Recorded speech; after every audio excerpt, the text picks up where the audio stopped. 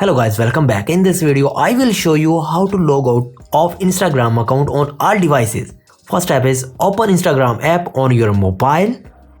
Then go to your profile picture is the bottom right corner.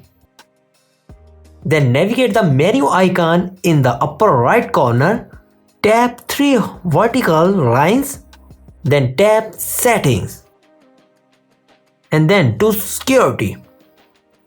Tap on login activity. Go to the where you are logged in section. Not only will you be able to see where you are logged in right now, but you will also get a list of all the devices where you have been signed in recently. You can check each device by tapping on the 3 dots on the right side. From here you can tap on the logout option, but this will only log you out of one section at a point. But this will only log you out of one section. At this point, Instagram will prompt you change your password. There is also a problem with this video. So ask about these comments any problem related to social media and internet.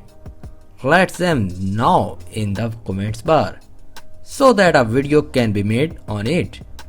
Please like this video and subscribe our channel and press icon for any updates and notifications. Thanks for watching.